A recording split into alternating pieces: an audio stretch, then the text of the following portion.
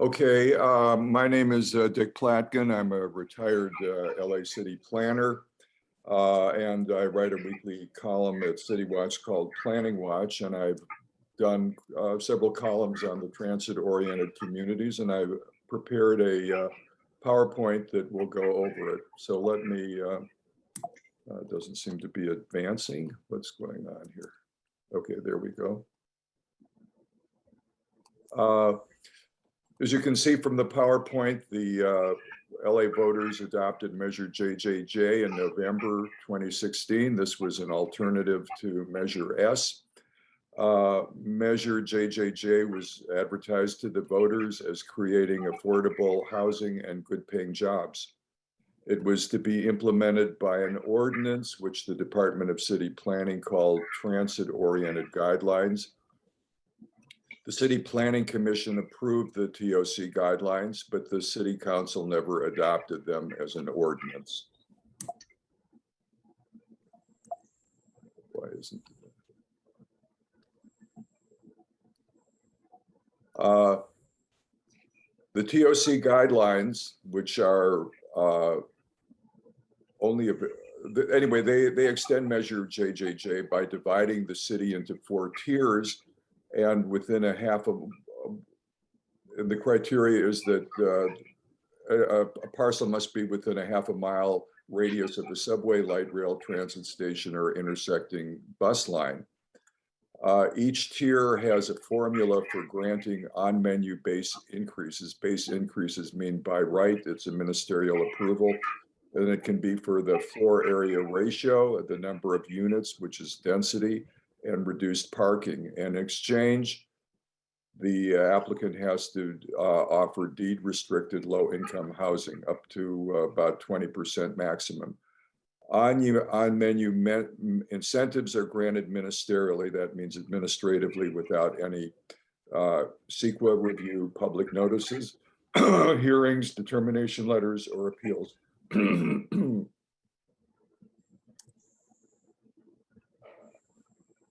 Since density bonuses are linked to a project's TOC tier, residential projects can increase residential density through all by on-menu. It's called on-menu based incentives. In exchange for these, projects will have to pledge to have a deed-restricted housing. This process is strictly at the developer's discretion.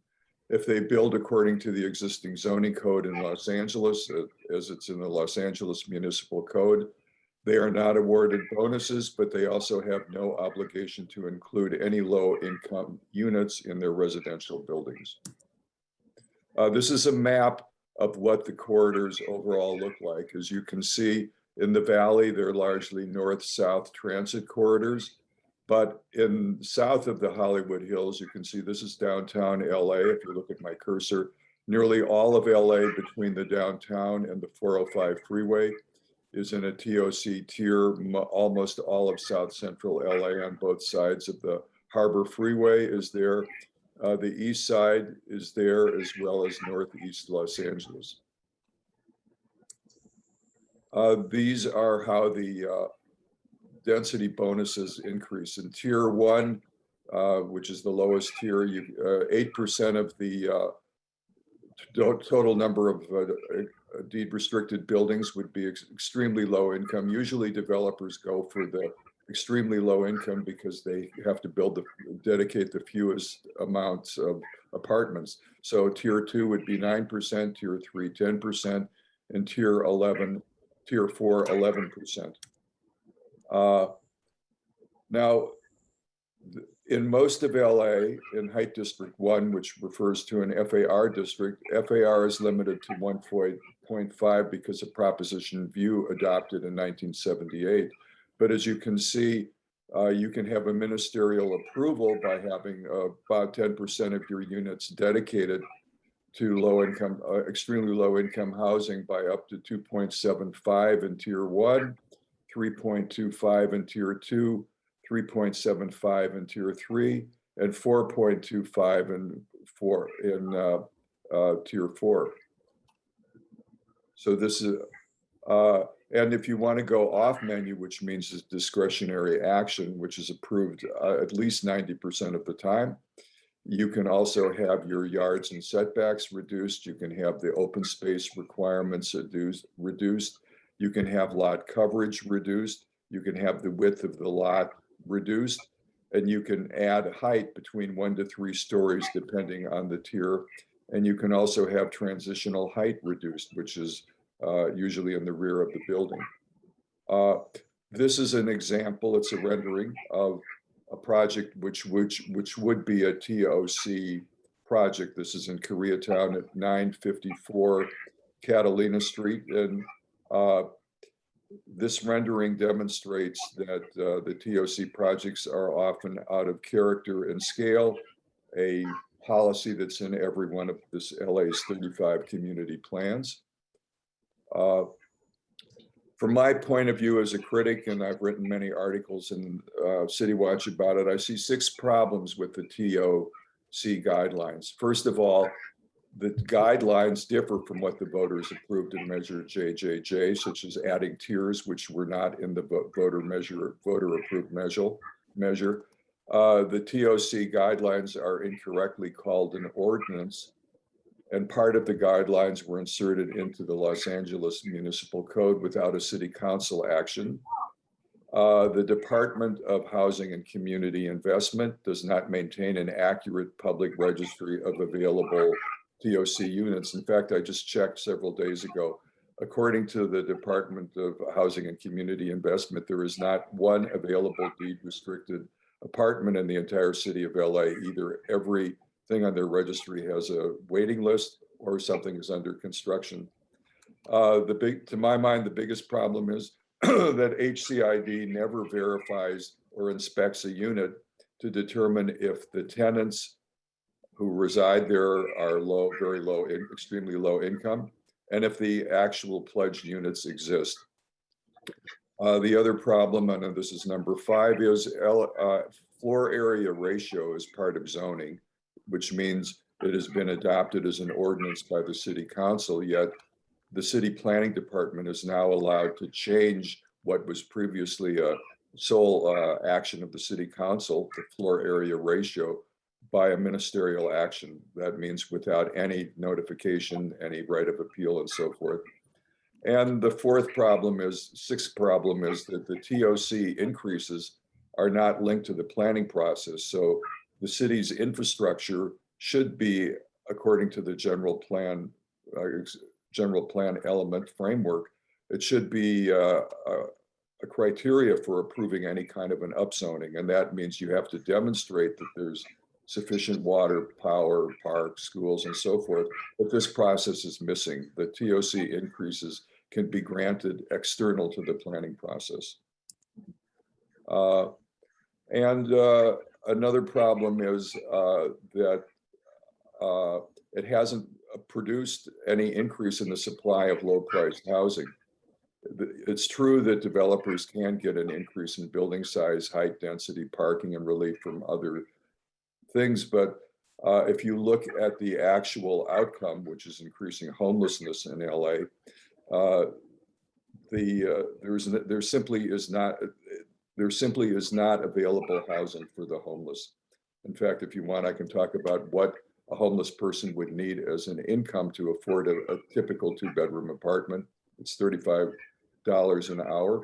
And if they would like to buy the typical house, they have to have a salary of over $100 an hour. And the other problem we have is that even though the TOC guidelines are supposed to promote transit ridership, LA's transit ridership has been in decline since 2014. That's 7 years of steady decline. There is a lawsuit challenging the TOC guidelines. And this is based on a lawsuit from Fix the City. It's based on a conflict with the General Plan Framework Policy 3.3 regarding infrastructure. And it also challenges the TOC guideline provision that the City Council has adopted it as an ordinance, which it has not. And I should add that one more thing, because of the likelihood that the lawsuit might be adopted, the transit-oriented community guidelines are being rewritten as community plan implementation ordinances, which would be attached, or community benefits agreements, which would be attached to future community plan updates. There's 17 now in the process. So you might find a different version of TOC guidelines appearing through each of the community plan updates. So that's my presentation. Dick, before we move on, could you just remind our audience, what are the primary ministerial approvals under TOC? These are the ones that the developer can get over the counter from the planning and building departments without public input. Okay, hold on. You can have three things. First of all, you can increase the residential density, and you can reduce the parking by a ministerial approval. Those are the two main things. So if you can increase the density of a project by increasing the floor area ratio, and you can reduce the parking, you do not have to, there's no notification to the public. Those are the two main things. Thank you. I see Tony has his hand up. Tony, would you like to unmute yourself? Yes, this is a wonderful summary of the smorgasbord of options that the developer has. And if we ever have a project, of course, I'm Tony Wilkinson from Panorama City, and we are on the East San Fernando Valley Transit Corridor, which is the rightmost white line you saw going down in the valley. So we're definitely a transit-oriented community. But a lot of these projects may or may not come to us depending on how much by right there is or how much discretionary there is. But I think this is a wonderful way for us to understand the options so we can work cooperatively with the developer to maybe make the compromises. One of the things that I am concerned about, and the reason for the title of this workshop about how neighborhood councils can remain relevant, is that, as we all know, for more and more, we're not seeing the case files. More and more things are going to directors' determinations. More and more things are being taken from a menu of ordinance, or in this case, community, the Planning Commission approved guidelines. And so less and less are coming to neighborhood councils. And so I hope that we'll have some time, Jane, to actually start investigating, that in a broader sense, because I know that Dick has some real issues with the way the TOC guidelines work right now, but that's sort of, until we can kill it, this is what they are. I think that we'd probably like to talk sometime about how we go forward in the increasingly case file deprived world of running land use committees. So Tony, thank you for your comments. I'd like to invite Anthony DeBusis of Abundant Housing LA to make his presentation, and then we'll return to Tony and others so that we can have a robust discussion. You bet. Thank you, Jane. It's Anthony here. First things first, apologies for not being able to work the slides myself. Gibson has been kind enough to offer to pitch in and rescue me from the Wi-Fi hell that I'm currently experiencing. So appreciate you bearing with me. So I'm more than happy to take this opportunity to speak to what I think are the profound benefits of the TOC program and where there are opportunities to further strengthen the program in the future, and why I think there's opportunities for neighborhood councils to evolve their relationship with the housing approvals process. So first, just a quick word about who I am and what Abundant Housing LA is. So I act as policy and research director for the organization, and we are a nonprofit advocacy organization that makes the case for more homes in more places. We campaign for changes to the laws at city, county, and state levels to make it easier and faster to build much needed homes around the city of Los Angeles and in LA County. because we think that's necessary for bringing down housing costs and creating a lot more housing choice for people at all levels of income and all walks of life. The reason that our organization exists is because, if you haven't noticed, LA kind of has a housing shortage. And that's because over the last 30 years, we simply have stopped building enough housing to meet our needs. And a lot of that has to do with the fact that that 30-year period dovetails with a myriad of changes to land use and zoning laws that have made it a lot harder to build homes in denser environments, even in places where they're most needed, near mass transit, near jobs, and in high resource neighborhoods. In fact, just 13% of the homes that exist in LA today were built after 1990. And so that has consequences. Among big cities in the US, we are third lowest in housing growth, adjusted for population. And so we also have the highest median housing cost as a percentage of income. People in Los Angeles put more money towards housing costs than people in any other big city in the United States. Now that has real ramifications for everybody at all levels of income. Just the other day, I read that the median home price in LA now exceeds $800,000. And that's a level that only about a quarter of people in the city are able to afford. So again, that hurts everybody, but people with low incomes are hurt the most by housing scarcity. In fact, LA County needs over 500,000 homes, more homes that are affordable at low levels of income, just to meet the existing demand for lower income households. Forget about future demand. We're talking about a 500,000 home hole right now. And so the housing shortage, not only does it pinch everybody's pocketbooks, but it makes our problems with traffic, pollution, homelessness, and racial inequality and segregation that much worse and harder to solve. And so fortunately, transit-oriented communities offers a step in the right direction and a model for future housing reform. And that's because it encourages new, denser, mixed income housing near mass transit in our cities. As Mr. Clapton said a moment ago, it basically sets up a trade. It says if the developer is willing to set aside about 10% of the units in a new project for people with extremely low incomes, then in return, you can build larger buildings. You can provide the amount of parking that you think is right for your renters rather than the amount that the city arbitrarily sets. And you can get approved faster, either in a by right process that's just approved by staff, or a discretionary process that is still significantly faster than the normal entitlement process. This is just a couple of more details about the rules and about the trade. Maybe move on to the next slide. And so since TOC was created in late 2017, over 35,000 homes have been proposed or permitted through the program. And a little over 20% are affordable to lower income households. One thing that I think is super important here to point out is that mixed income projects and 100% affordable projects benefit from the TOC incentives. In fact, last year, almost half of all the affordable units that were approved citywide were in TOC projects that were 100% affordable. So the program's incentives make market rate housing easier to create. They make affordable units in mixed income projects easier to create.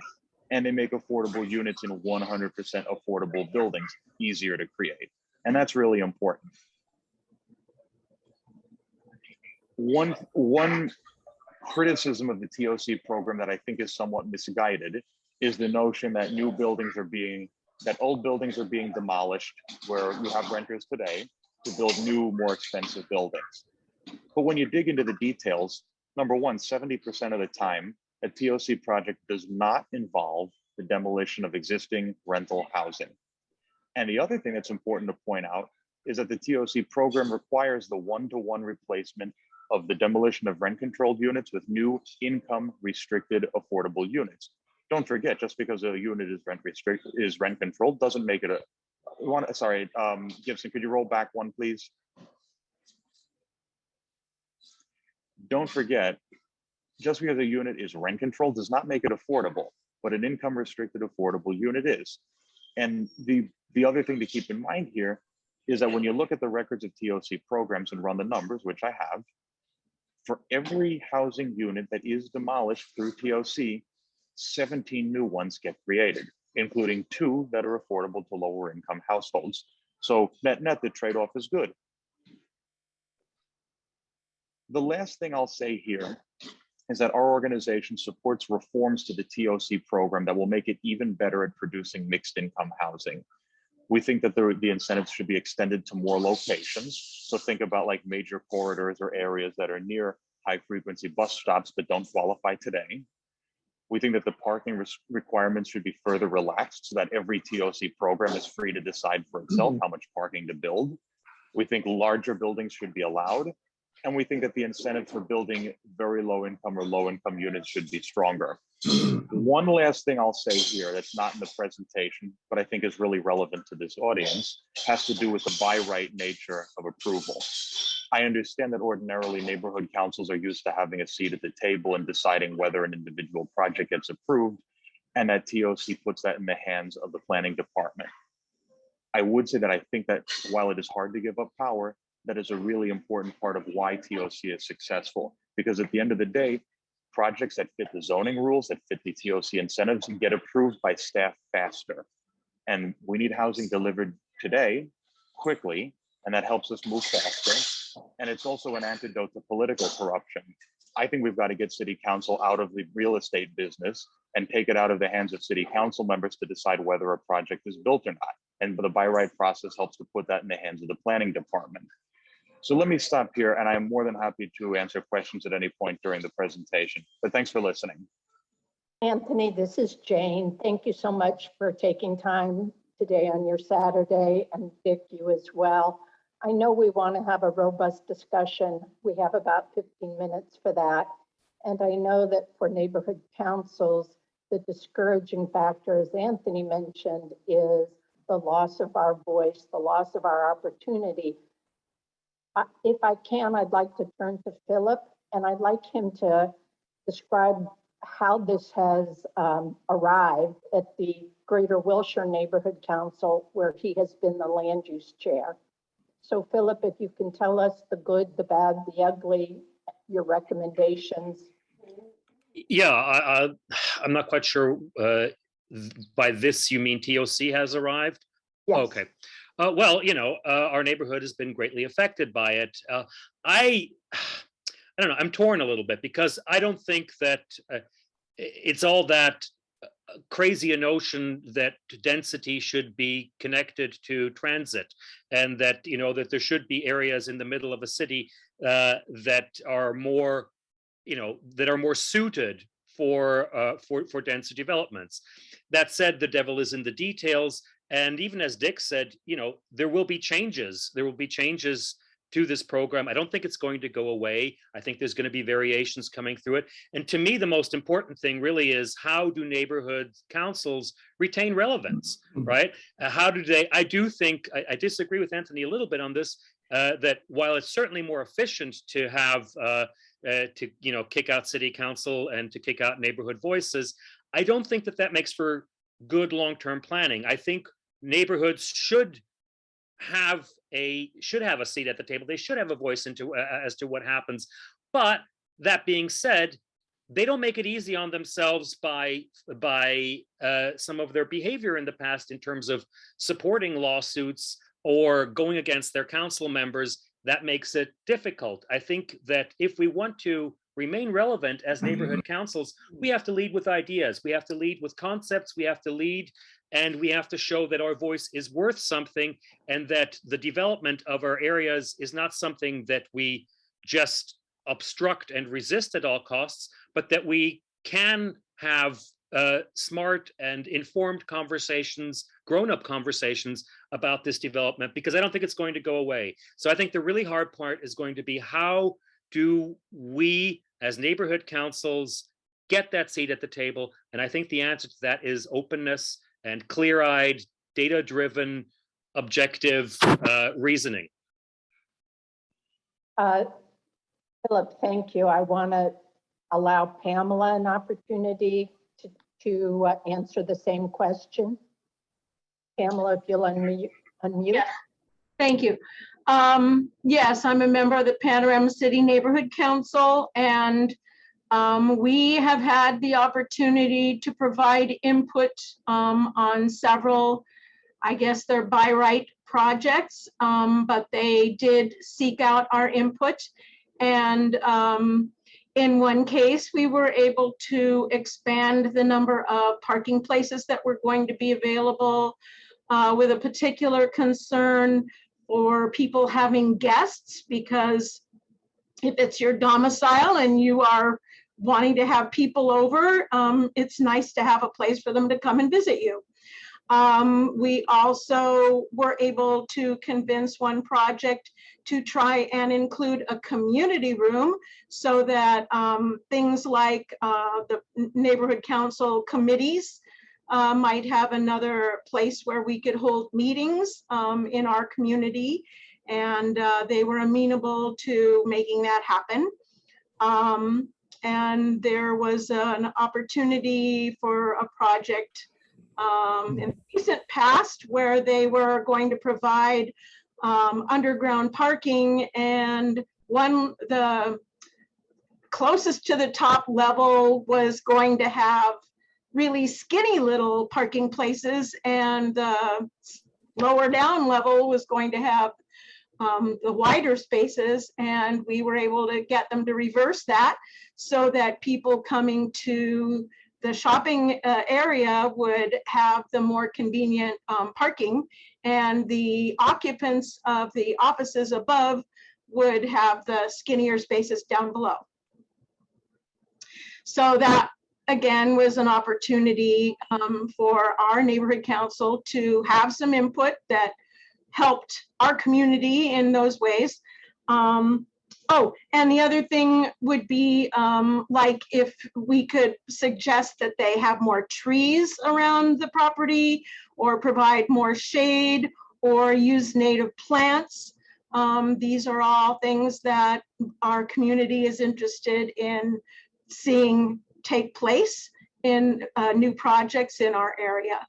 So those are some things, and I don't know if you want to come back to me later. There was a comment earlier about what happens now that SB 9 and 10 have passed.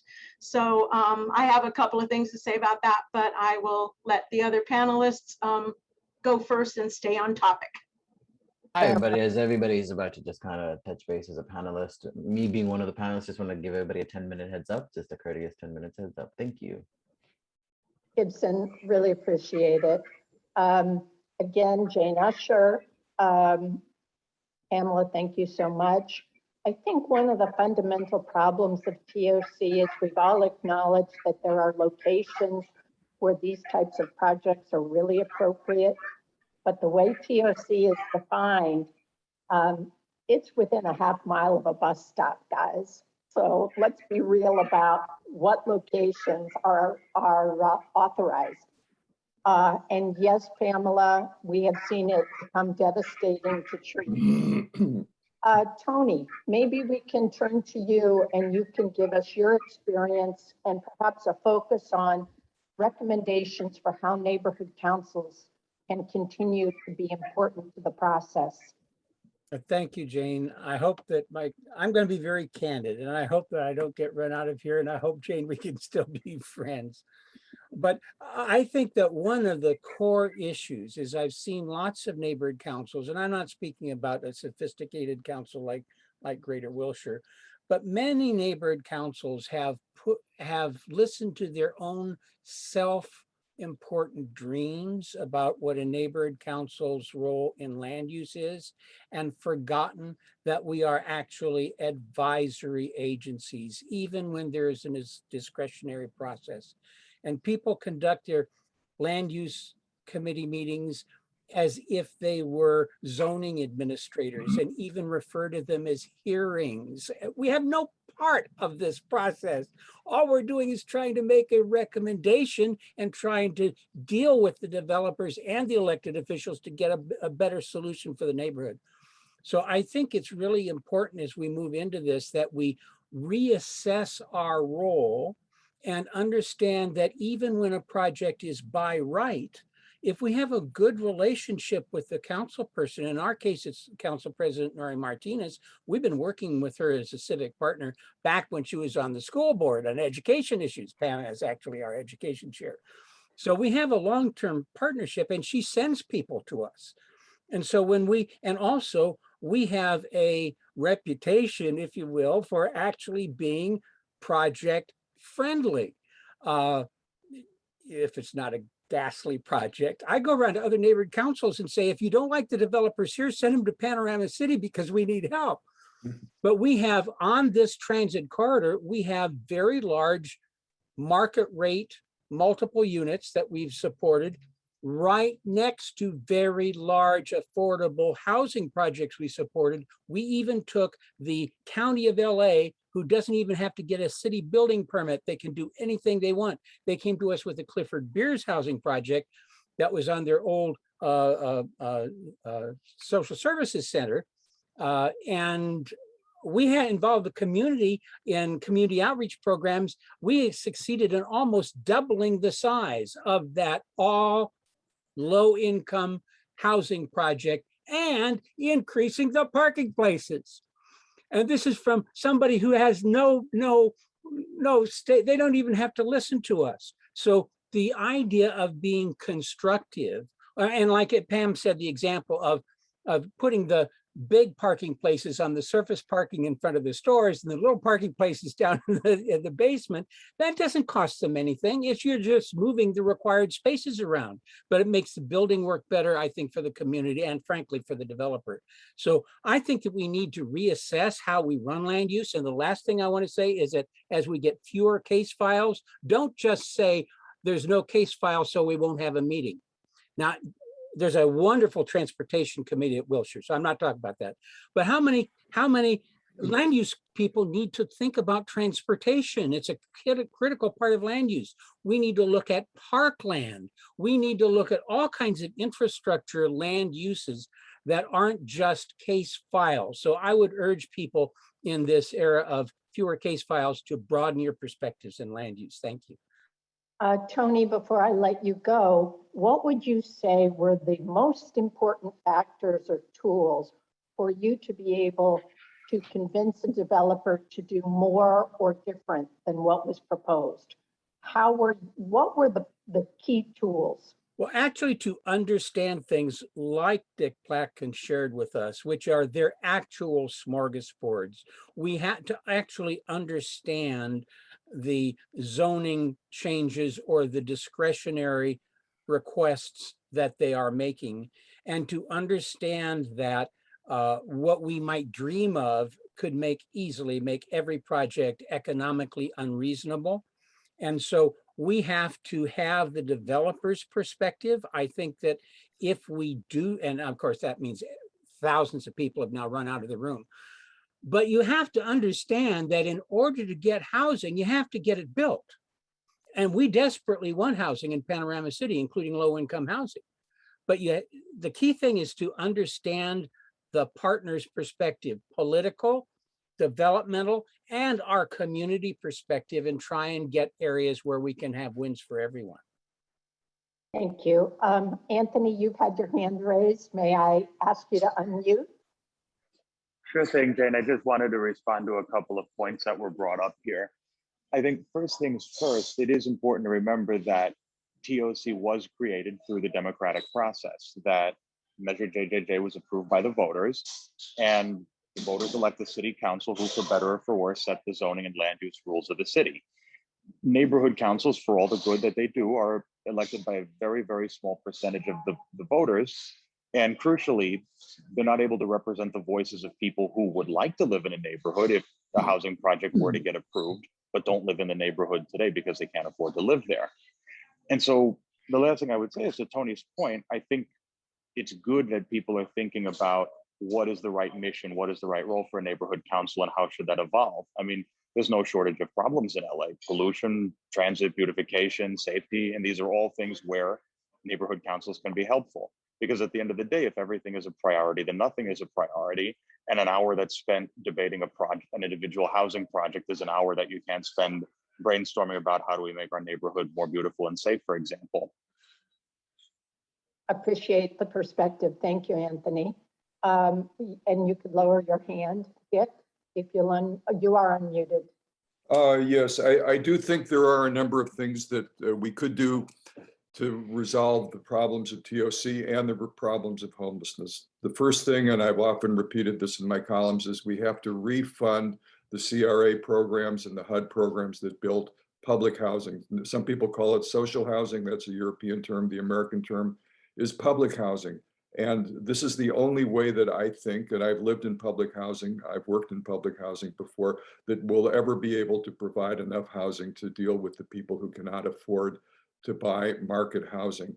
The other point I want to make is that market housing has two different categories. There are homes in LA, which are not affected in any way by the TOC guidelines. They're in short supply because there's a big demand for them. But apartments which are affected by the TOC guidelines have a surplus. There are vacant apartments all over LA. And I was challenged on this and I did some research. Apartment Finder, which only lists apartments where landlords have decided to go through some registry, have 25,000 existing vacant apartments in LA right now. And those could be, and theoretically, the numbers could go up, but without more money in the pockets of the people who are overcrowded or rent gouged, there's no way that they can afford it. So we have to be able to address that side of the equation. The other, which is to raise wages. The other things that would make a difference is to go from voluntary transit-oriented guidelines to mandatory. Most cities like New York City have mandatory inclusionary housing, which means that every project has to have a certain amount of low-income housing. In New York City, it's 25%.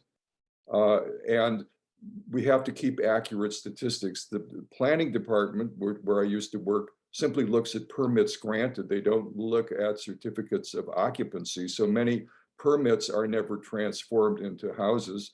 And the other thing is we have to have a way of having very good registries. Right now, we have very poor registries for available housing, and we don't have any registry whatsoever for tenants who have been vetted and approved to live in low-income housing. So these are a number of things that could be fixes, as well as additional programs that would address the problems of homelessness in LA. Thank you, Dick. Philip, will you take us home and give us some closing thoughts as we conclude our session? Sure. I think at the very core issue, this is the Congress of Neighborhood Councils, Congress of Neighborhoods here. So neighborhood councils, we're all part of neighborhood councils. And I think we have a real opportunity. We have a real opportunity to give a voice. Strangely enough, with the State Bill 10 that just showed up, we may, now that cities have more control about their zoning, our local voice becomes even more important than ever before, because we have this possibility to help shape our futures, to help shape these futures for the generations to go. I think if we approach it openly, and if we approach it with both the ability to listen and a creativity, which is something that Los Angeles has been really good at.